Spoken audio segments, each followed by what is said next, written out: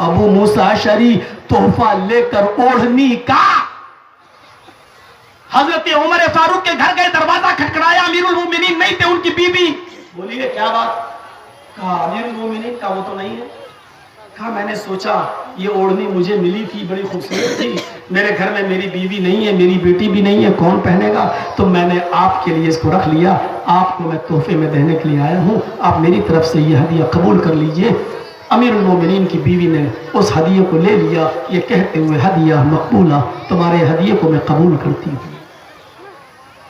और जो खोल के देखा तो बड़ी खूबसूरत, ओढ़ लिया, सर पे डाल लिया जिस्म पर। अब मेरे शौहर आएंगे, इस खूबसूरत ओढ़नी में मुझे देखेंगे, मुझे अपने सीने से लगाएंगे, प्यार करेंगे, मोहब्बत करेंगे। वो नए कपड़े अगर पहना भी करती थी तो अपने शौहरों के। आप जलसा सुन के अपने घर जाओ, आपको आपकी बीवी किस हाल में मिलेगी देख लो। जबकि शरीयत का तकाजा यह कहता है कि शौहर अगर दिन भर काम करता है, मेहनत करता है, तो बीवी को चाहिए कि वो अपने घर के किचन का काम, झाड़ू पोछा, बर्तन का काम, वो सब पहले कर ले अपने शौहर के आने से पहले, और शौहर के आने से पहले वो बन संवर कर तैयार रहे। यहां शौहर जब भी घर में घुसता तो पता चला बीवी किचन में है, भुतनी बनी बैठी है, बाल इधर जा रहे हैं, मुंह में क्या लगता है देखती का कला कला कला, दिल ही नहीं करता कि। शरीयत का ये तकाजा है, शरीयत कहती है ये। और शौहर को भी चाहिए कि वो अपनी बीवी को, अब तो आजकल फोन है, मोबाइल है, फोन कर दो, जी मैं आ रहा हूं, बस 15 मिनट में पहुंच रहा हूं। अगर 15 मिनट का टाइम दे दिया तो 15 मिनट में वो औरत अपने किचन के बर्तन सब छोड़ दे और जल्दी से संवर जाए, बन जाए, ताकि उसका शौहर उसको किसी परागंदा हाल में न देखे, देखे तो अच्छे हाल में देखे। यहां तो उल्टा होता है, घर में रहती हैं भंगन बनकर, शादियों में जा रही है हेमा मालिनी की अम्मा बनकर। उल्टा जलसों में भी तो नहीं बची हुई है, देख लो किस तरह आ रही है। जलसे में लगी, जरा जलसे में लगा शादी में आई है, लिपस्टिक लगी हुई है। हे मौलवी साहब, आपने कहां से देख लिया? आंखें फोड़ लूं क्या? आएंगे मर्दों के साथ लड़कियां भी खड़ी हैं, तो क्या मतलब ऐसे बन के आऊंगा? क्या करके? अच्छा, आप बिल्कुल खामोश बैठे हैं ना? बिल्कुल। अभी देखिए आवाज आ रही है कहीं से कि नहीं आ रही है? सुन रहे हैं? ये फितरत है औरत की। ये जलसा सुनने आती ही नहीं है। जानते हो क्या बातें हो रही होंगी? तेरी चप्पल कितने की आई? कहां से ली? तूने चूड़ी कहां से खरीदी? ये साड़ी कहां से खरीदी? वो बहुत अच्छी है। और अगर शादीशुदा औरत है तो उसकी सहेली है, तेरा शौहर तो तुझे बहुत प्यार करता है, नई नई साड़ी ला के देता है। यही सब चर्चे चल रहे होंगे और किसी ने कहा रेडियो का बटन बंद करो तो रेडियो बंद हो जाता है। लेकिन औरत एक ऐसा ट्रांजिस्टर है कि लाख इसका थूथड़ा बंद करो हो ही नहीं सकता। एक बादशाह ने ऐलान किया था जो सबसे बड़ा झूठ बोलेगा उसको सबसे बड़ा इनाम दूंगा। वो बादशाह आज के जमाने में नहीं है, आज के जमाने में होता तो मैं मोदी जी को पेश कर देता। उस जमाने में था जिसने कहा था कि जो सबसे बड़ा झूठ बोलेगा उसको मैं सबसे बड़ा इनाम दूंगा। लाइन लग गई झूठ बोलने वालों की। बादशाह को किसी का झूठ पसंद ही नहीं आया। ये कोई झूठ? एक आदमी आया, बोला मेरा भी झूठ सुन लो। कहा बताओ? कहा आज रात मैंने ख्वाब में देखा। ख्वाब देखना कौन सा बड़ा झूठ? वो हर झूठ सब देखते हैं। अरे आगे सुनो। मैंने ख्वाब में देखा कि जहां तक मेरी नजर जा रही है वहां तक औरतें ही औरतें बैठी हुई हैं। बादशाह ने कहा ये भी ख्वाब में दिख सकता है? ये भी कोई झूठ है? उसने कहा आगे तो सुनो, तुम बीच में बोल देते हो क्या? मैंने देखा सारी औरतें खामोश बैठी हुई हैं। बादशाह कहता क्या? सारी औरतें खामोश बैठी हुई हैं। बादशाह कहता बात इससे बड़ा झूठ हो ही नहीं सकता। मेरी 2 बीवियां हैं, जब भी जाता हूं कचर कचर कचर कचर। ये 2 औरतें जहां बैठी होती हैं वो चुप नहीं रह सकती, इतनी औरतें जहां तक तेरी नजर जा रही हो सब खामोश। इससे बड़ा झूठ हो ही नहीं सकता। उस जमाने का सबसे बड़ा अवार्ड उसने उसको। रजाकार जाओ, इनके थूथड़े थोड़े बंद कराओ। तो सुनिए मेरे भाइयों, हजरत अबू मूसा अशअरी ने जब वो दुपट्टा उनको दे दिया ओढ़नी, तो वो अपने शौहर के लिए तोड़ के बैठ गई। हजरत उमर जब घर में घुसे, बीबी ये नई ओढ़नी कहां से आई? तुम्हारे शौहर ने तो खरीद कर दी नहीं, और बैतुल माल से मुझे इतनी तनख्वाह नहीं मिलती कि मैं तुम्हें नई ओढ़नी ला सकूं, और इतनी कीमती। कहने लगी अबू मूसा अशअरी ने मुझे गिफ्ट में दी है, तोहफे में दी है। आखिर सुर्ख हो गई। बीवी ने कहा क्या हुआ? कहा तुम बीवी मेरी हो और गिफ्ट अबू मूसा अशअरी ने दिया। कहा मैं उनकी अमानतदारी और नियत पर शक नहीं करता, लेकिन तुमने क्यों लिया? कहा अबू मूसा अशअरी ने कहा अल्लाह के नबी ने फरमाया तोहफा दिया करो, तोहफा लिया करो। मैं तुम्हें तोहफा देने आया हूं, ये ले लीजिए। मेरी बीवी नहीं है, मेरी बेटी नहीं है, खूबसूरत ओढ़नी है तो इसको अमीरुल मोमिनीन की बीवी ओढ़े। उन्होंने कहा इस ओढ़नी को जल्दी से मेरे सर, अपने सर से उतारो। अमीरुल मोमिनीन के हाथ में दे दी, और अमीरुल मोमिनीन ने उस ओढ़नी को जानते हो कैसे किया? ये ऐसे, इस तरीके से मुड़ी मुड़ी किया और लेकर बैतुल माल पहुंच गए। अबू मूसा अशअरी को देखा, आवाज दी बाहर आओ। वो बाहर आए। ये ओढ़नी तुमने मेरी बीवी को तोहफे में दी है? हाँ। उठाया और पटककर उनके सर पर वो ओढ़नी दे मारी। अबू मूसा अशअरी कहते हैं उस ओढ़नी को जो उन्होंने मेरे सर पे मारा, उस ओढ़नी के मारने से मेरे सर में 3 दिन तक दर्द रहा। इतनी तेज उन्होंने वो ओढ़नी मेरे सर पे मारी, और मारने के बाद कहा आए अबू मूसा अशअरी, तुम मेरी कौम के, मेरी कैबिनेट में हो, मेरी जमात में हो, मिंबर हो, कैशियर हो, मैं अमीरुल मोमिनीन हूं, और तुम बैतुल माल के खजांची हो, खाजिन हो, एक ओहदे पर हो।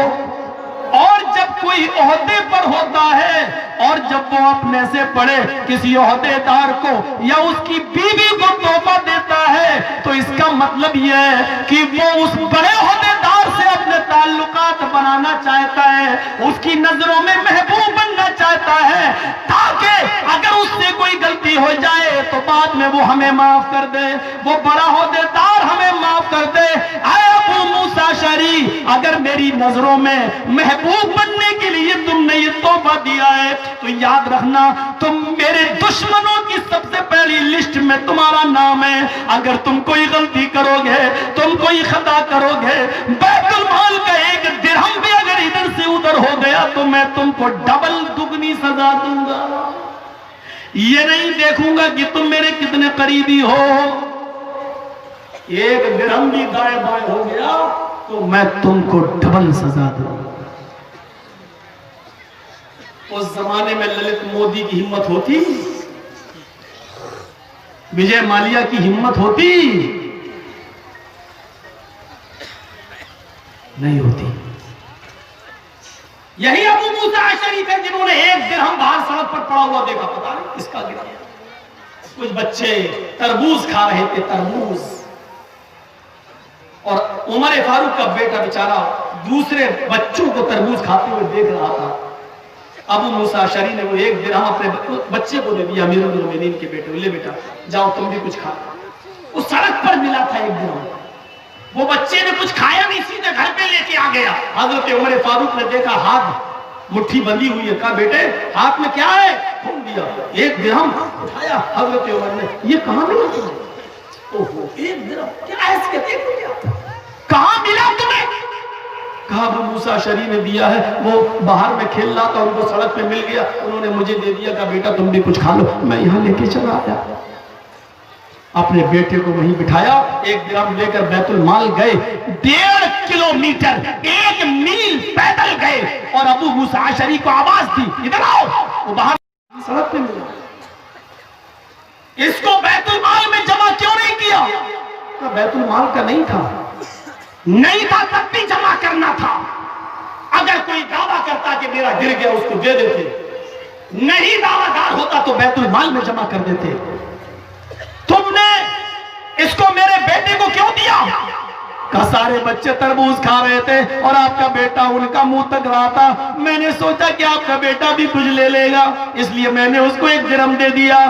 हजरत उमर फारूक ने रोते हुए कहा, अय अबू मूसा, जहन्नम में ढकेलने के लिए और जहन्नम में दाखिल करने के लिए तेरी नजर उमर के घराने पर ही पड़ी थी, उमर के बीवी बच्चों पर ही पड़ी थी, उमर के खानदान पर ही पड़ी थी। अय अबू मूसा, क्या तुझे कोई और घर नहीं मिला? क्या तुझे उमर का घर ही मिला था? जहन्नम में ढकेलने के लिए और आखिरत बर्बाद करने के लिए तेरी नजर उमर के अलावा किसी और पर नहीं गई। आखिर मुझसे तुम्हारी क्या दुश्मनी है? लो इसको बैतुल माल में जमा करो। आए अबू मूसा, आइंदा अगर ऐसी हरकत करोगे तो सजा मिलेगी, मुस्ताफी भी हो जाओगे और सजा भी तुम्हें दी जाएगी, सजा भी दी जाएगी। मेरे प्यारे साथियों, यहाँ हमें अंदाजा होना चाहिए, हमें गौर करना चाहिए मेरे प्यारे साथियों कि किस तरीके की अमानतदारी थी। हम ये तकरीर, ये वाकयात इसलिए सुना रहे हैं क्योंकि हमारी ये चीजें यूट्यूब पर फौरन चली जाती हैं और हमारी तकरीरें, हमारी स्पीच तुमसे ज्यादा वो लोग सुनते हैं जो मुझे जेल की सलाखों के पीछे डालने की तैयारी कर रहे हैं। मेरे भाइयों, कम से कम सुनते हुए ये वाकयात वो भी सुन लें और कम से कम वो ये भी समझ लें कि इस्लाम का दौर कितना शानदार दौर था। 1 दिरहम के लिए भी 1.5 किलोमीटर 1 मील पैदल का सफर करके हजरत उमर आते थे और उसको भी बैतुल माल में जमा कर दिया करते थे। ये जमाना था अमानतदारी का। दिल चाहता है एक वाकया की तरफ और आऊं, उसके बाद थोड़े से वेद के मंत्र पढ़ के मैं आपको बताऊं। थोड़ा सा वेद के मंत्र पढ़ने में हमें देर लग गई है, पढ़ूंगा, सब्र करो। आज तो टाइम जल्दी मिल गया तो हक है मुझे पढ़ने का, बोलने का। तो सुनिए सुनिए। अरे यार सुनने कहते ही सुनने ही नहीं दे रहे।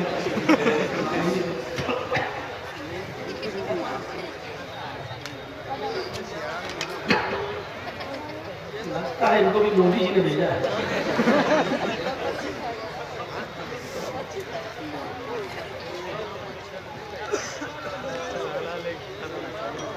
इस वक्त हम लोगों का कोई साथ नहीं दे रहा, मच्छर भी साथ नहीं दे रहा। गर्दिश है, इम्तहान है, आजमाइश है, सबका वक्त होता है। आज तुम्हारा वक्त है, कल हमारा भी आएगा इंशाअल्लाह। अब करें क्या? कल हमने एक जलसे में कहा था, वहां राहत इंदौरी का शेर सुनाया था, हमें अच्छा लगा, मुझे सुनाया था,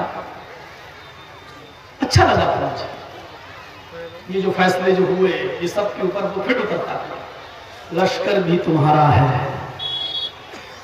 सरदार भी तुम्हारा है, लश्कर भी तुम्हारा है, सरदार भी तुम्हारा है। तुम झूठ को सच लिख दो, अखबार भी तुम्हारा है। इस दौर के फरियादी जाए तो जाए कहां? और ये सवाल आप मोदी जी से ही कर देते हैं।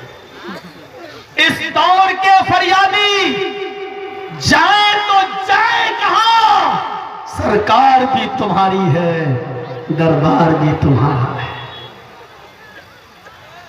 हमें जेल मत भेजना, अगर हम जेल गए तो राहत इंदौरी भी जाएंगे बेचारे। हम तो कहते हैं कि हमने तो इनका पढ़ा था,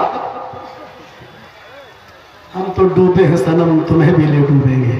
सुना, लेकिन ऐसी नौबत आएगी नहीं इंशाअल्लाह।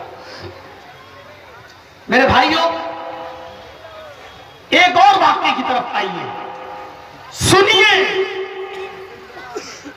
उमर फारूक का वाकया सुना दिया, उमर इब्न अब्दुल अजीज का सुना दिया, उमर इब्न अब्दुल अजीज का एक वाकया और बड़ा हमें ये बहुत अच्छा लगता है ये वाकया, इसलिए आपके सामने मैं रख रहा हूं। आपके सामने इस वाकये को मैं इसलिए रख रहा हूं, सुनिए। उमर इब्ने अब्दुल अजीज का दौर था और चांद हो गया ईद का। अब जो सुनाने जा रहा हूं जरा दिल थाम के बैठो।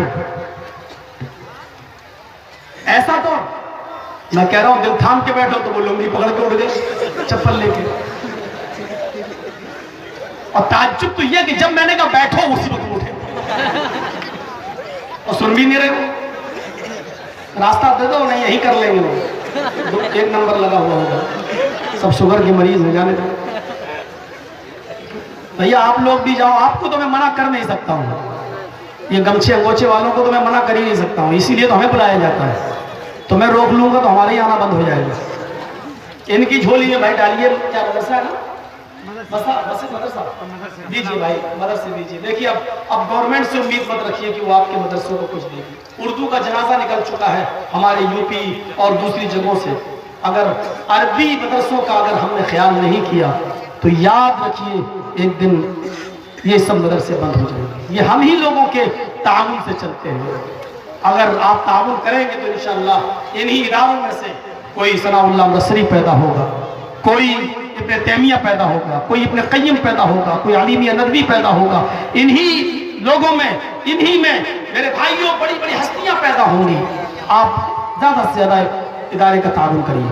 सुनिए, उमर इब्ने अब्दुल अजीज की खिलाफत चल रही है, ईद का चांद हो गया। अब ईद का चांद तो आज हुआ, कल सुबह ईद की नमाज पढ़ना है और उनके 4 साल का बच्चा जिद करने लगा, अम्मी नए कपड़े, हमें कपड़े नए कपड़े पहनना, नए कपड़े। तो अमीरुल मोमिनीन के बच्चे के पास कपड़ा नहीं। बीवी आई अमीरुल मोमिनीन के पास बैठ गई। देखो मैं जानती हूं कि बैतुल माल से आपको तनख्वाह कम मिलती है, चलो एक काम करो, हम लोग कपड़े नहीं सिलाएंगे, आप भी नए कपड़े मत पहनिए, हम भी नहीं पहनेंगे, लेकिन कम से कम बच्चे की ख्वाहिश तो पूरी कीजिए, बच्चे को तो नए कपड़े का इंतजाम कीजिए। अमीरुल मोमिनीन कहते, मेरी बीवी तुम जानती हो मुझे बैतुल माल से जो तनख्वाह मिलती है वो इतनी काफी नहीं है, हम अपने बच्चे के लिए नए कपड़े का इंतजाम नहीं कर सकता, मैं नहीं कर सकता। और भी तो गरीबों के बच्चे जो नए कपड़े नहीं पहनेंगे, अगर मेरा बच्चा नहीं पहनेगा तो क्या मर जाएगा? अमीरुल मोमिनीन की बीवी बोली, अगर मैं एक मशवरा दूं तो मानोगे? क्या क्यों नहीं मानूंगा, अगर अच्छा मशवरा होगा तो मान लूंगा।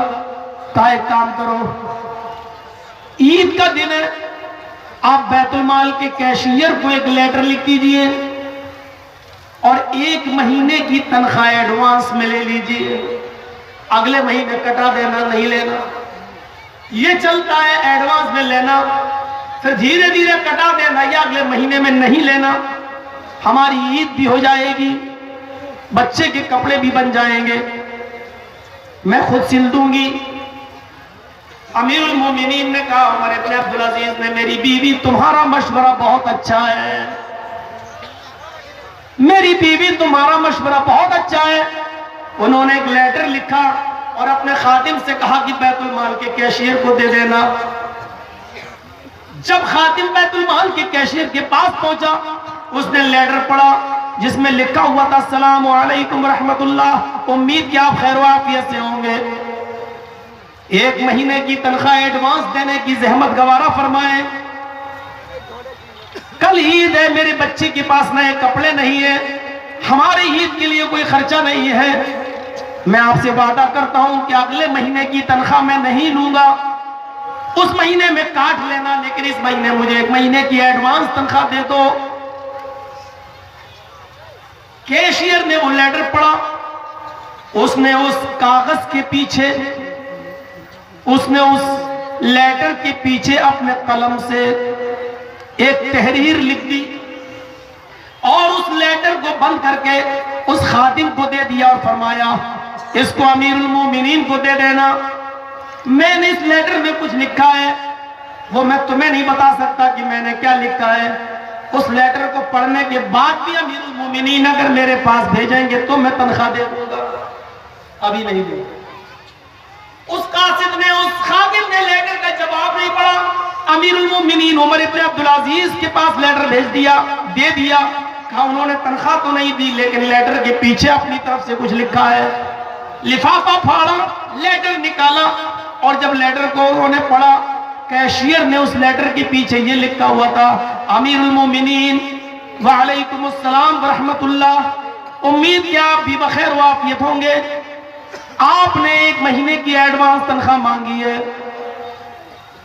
मुझे बड़ी शर्मिंदगी हो रही है कि मैंने आपके हुक्म को पढ़ने के बावजूद भी नहीं माना, और आपके खादिम के साथ मैंने 1 महीने की एडवांस तनख्वाह नहीं भेजी। चूंकि मुझे कुछ वजाहत चाहिए, अमीरुल मोमिनीन आपने लिखा 1 महीने की तनख्वाह एडवांस दे दो, मैं देने के लिए तैयार हूं। आपने लिखा कि अगले महीने मत देना, मैं कटा दूंगा, लेकिन इस बात की गारंटी क्या है, आए अमीरुल मोमिनीन, कि अगले महीने तक आप जिंदा भी रहेंगे? अगर अगले महीने में आप जिंदा ना रहे और आप अल्लाह को प्यारे हो गए, तो उस 1 महीने की तनख्वाह जो आपके पास गई है उसको वापस कौन करेगा? उसका जमानती कौन है? अमीरुल मोमिनीन, जब तक उस जमानती को आप पेश नहीं करेंगे, मैं आपको 1 महीने की तनख्वाह एडवांस नहीं दे सकता। हजरत उमर इब्न अब्दुल अजीज की आंखों में आंसू आ गए। उनकी बीवी बोलती है, क्या हुआ? मेरी बीवी, फख्र है मुझे अपने खजानची के ऊपर, गर्व है मुझे अपने खजानची के ऊपर। अब मुझे उम्मीद है कि अगर मैं दुनिया से चला जाऊं तो मेरा खजानची बैतुल माल का 1 दिरहम भी दाएं बाएं नहीं होने देगा।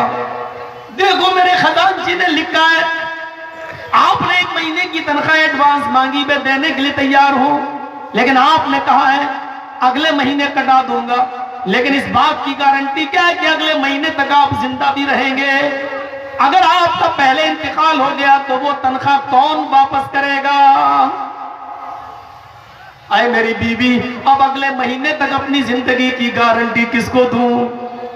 इस बात की तो इल्म किसी को नहीं है, इस बात का कि अगले महीने तक वो जिंदा भी रहेगा। आए मेरी बीवी, मैं जमानती किसको बनाऊं? ऐसा ना हो कि अगर वो मेरे रोबो दबदबे की वजह से जमानत ले ले, लेकिन फिर मैं इंतकाल कर जाऊं और वो एक महीने की एडवांस तनख्वाह वापस ना करे, तो कल कयामत के दिन मैं गुनाहगार रहूंगा और अल्लाह के पास जवाब दे रहूंगा। आए मेरी बीवी, भूखा रहना गवारा, बच्चे को पुराने कपड़े पहनाना गवारा, लेकिन 1 महीने की एडवांस तनख्वाह लेना गवारा नहीं है। ये वही उमर इब्न अब्दुल अजीज है कि जिनकी बीवी के पेट में हमल था, बच्चा था, और उनको 4 दिन से खाना पानी नहीं मिल पाया, भूख की वजह से तड़प रही हैं, शौहर से चीखती रही, चिल्लाती रही कि ये पेट का बच्चा मर जाएगा, क्योंकि जब तक मां नहीं खाएगी बच्चा भी पेट में जिंदा नहीं रह सकता। बच्चे की जिंदगी के लिए मां को खाना जरूरी है, जब माँ ही को कुछ नहीं मिल रहा तो पेट का बच्चा मर जाएगा। और हजरत उमर इब्न अब्दुल अजीज कहते रहे, मेरी बीवी, मेरे पास कुछ नहीं है, मैं कहां से तुम्हें लाके दूं? रात की तारीकी में उमर इब्न अब्दुल अजीज की बीवी ने अपनी खादिमा को उठाया, कहा, तुम्हारे मालिक ये तो हमारे लिए कुछ इंतजाम करेंगे नहीं, मुझे इनकी अमानत जो मेरे पेट में पल रही है, मुझे इस बच्चे की फिक्र है, तुम बैतुल माल से 1 प्याला दूध उधार लेकर आ जाओ, जब मेरे पास 1 प्याला दूध का इंतजाम होगा तो मैं वापस कर दूंगी। उनकी खादिमा बैतुल माल चली गई और कहने लगी, है बैतुल माल के कैशियर, मेरी मालिकन उमर इब्न अब्दुल अजीज की बीवी दर्द पेट में बच्चा है और 4 दिन से खाना नहीं खाया है, उमर इब्न अब्दुल अजीज की अमानत उनके पेट में पल रही है, ऐसा ना हो कि वो बच्चा मर जाए, इसलिए 1 प्याला दूध दे दीजिए ताकि वो पी ले और कुछ ताकत उनको हासिल हो जाए और पेट का वो बच्चा मरने न पाए। उन्होंने देखा कि पेट के बच्चे की जिंदगी खतरे में है, उसने झट से 1 प्याला दूध दिया और कर्ज के तौर पर दे दिया कि जब तुम्हारे पास इसका इंतजाम हो जाए तो लेके आ जाए।